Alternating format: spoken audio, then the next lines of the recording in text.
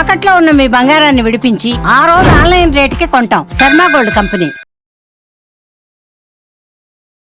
గత 4 ఏళ్లుగా ప్రపంచాన్ని వణికించిన రష్యా యుక్రెయిన్ మహాయుద్ధం ఇక ముగింపు దశకు చేరుకుందా? అమెరికా అధ్యక్షుడు డొనాల్డ్ ట్రంప్ రంగప్రవేశం తర్వాత శాంతి చర్చలు వేగవంతమయ్యాయా? అంతర్జాతీయ వేదికపై పెను మార్పులు సంభవించబోతున్నాయా? బంగారం ధరలు దిగిరానున్నాయా? అనుకున్నవి అనుకున్నట్టు జరిగితే ఇవే జరగచ్చు. రష్యా యుక్రెయిన్ మధ్య 4 ఏళ్ల రక్తపాతానికి చరమగీతం పాడేందుకు అంతర్జాతీయ దౌత్య ప్రయత్నాలు తుది దశకు చేరుకున్నాయి. అమెరికా అధ్యక్షుడు డొనాల్డ్ ట్రంప్ పర్యవేక్షణలో అబుదాబి వేదికగా జరుగుతున్న రహస్య చర్చలు ఆశాజనకమైన ఫలితాలు ఇస్తున్నాయి. చాలా మంచి పరిణామాలు జరుగుతున్నాయంటూ ట్రంప్ చేసిన ట్వీట్ ప్రపంచ మార్కెట్లలో కొత్త ఉత్సాహాన్ని నింపింది. ఫిబ్రవరి 1న జరగబోయే రెండో రౌండ్ టేబుల్ చర్చలతో యుద్ధ మేఘాలు పూర్తిగా తొలగిపోయే అవకాశం ఉందని చెప్తున్నారు. ఇంతలోనే శాంతి చర్చల కోసం ఉక్రెయిన్ అధ్యక్షుడు జెలెన్స్కీని మాస్కో రావాల్సిందిగా రష్యా ఆహ్వానించడం ఇప్పుడు హాట్ టాపిక్ అయింది. అయితే నిత్యం క్షిపణులతో విరుచుకుపడుతున్న మాస్కోకు తాను వెళ్లలేనని, చర్చలు జరగాలంటే పుతిన్ కీవ్కే రావాలని జెలెన్స్కీ భీష్మించు కూర్చున్నారు.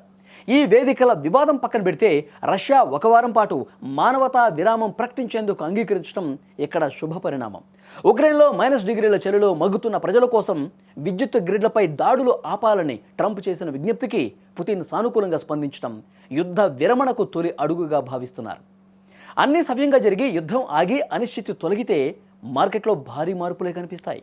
ప్రపంచవ్యాప్తంగా యుద్ధం లేదా అనిశ్చితి నెలకొన్నప్పుడు ఇన్వెస్టర్లందరూ తమ డబ్బుని షేర్ మార్కెట్ లేదా ఇతర రంగాల్లో పెట్టకుండా సురక్షితమైన బంగారంపై పెడతారు. అందుకే యుద్ధం మొదలైనప్పటి నుండి బంగారం ధరలు ఆకాశాన్ని తాకాయి.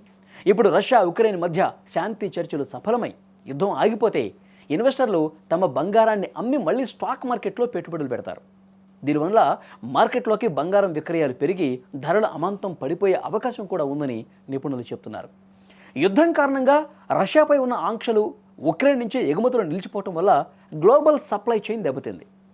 రష్యా ప్రపంచంలోనే అతిపెద్ద బంగారం ఇంధన ఉత్పత్తిదారుల్లో ఒకటి. యుద్ధం ఆగితే రష్యా నుంచి బంగారం, ఇతర లోహాల సరఫరా మళ్ళీ సాధారణ స్థితికి వస్తుంది. మార్కెట్లో డిమాండ్కు తగ్గ సప్లై పెరగటం వల్ల ధరలు భారీగా దిగొస్తాయి. మీరు చూస్తున్న నేటి భారీ తగ్గింపుకు ఇదొక ప్రధాన సంకేతం కావచ్చు. యుద్ధం వల్ల క్రూడ్ ఆయిల్ ధరలు పెరిగి రవాణా ఖర్చులు పెరిగాయి. తద్వారా అన్ని వస్తువుల ధరలు కూడా ఆటోమేటిక్గా పెరుగుతాయి. ద్రవ్యోల్బణం పెరిగింది. యుద్ధం ఆగిపోతే చమురు ధరలు తగ్గి ద్రవ్యోల్బణం అదుపులోకి వస్తుంది. సాధారణంగా ద్రవ్యోల్బణం తగ్గితే వడ్డీ రేట్లు స్థిరీకరించబడతాయి. ఇది బంగారం ధరలు తగ్గటానికి దారితీస్తుంది. సామాన్యుడికి నిత్యావసరాలతో పాటు బంగారం కూడా అందుబాటులోకి వచ్చే అవకాశం ఉంటుంది. యుద్ధ పరిస్థితుల్లో అమెరికన్ డాలర్, బంగారం మధ్య తీవ్రమైనటువంటి పోటీ ఉంది. యుద్ధం ముగిసి శాంతి నెలకొంటే గ్లోబల్ మార్కెట్లో డాలర్ బలపడుతుంది లేదా ఇతర దేశాల కరెన్సీలు స్థిరపడతాయి. అంతర్జాతీయంగా బంగారం ట్రేడింగ్ డాలర్లలో జరుగుతుంది కాబట్టి డాలర్ విలువ మార్కెట్ సెంటిమెంట్గా మారగానే బంగారం ధరలు వేలల్లో తగ్గే అవకాశం ఉంటుందని చాలా స్పష్టంగా చెప్పొచ్చు.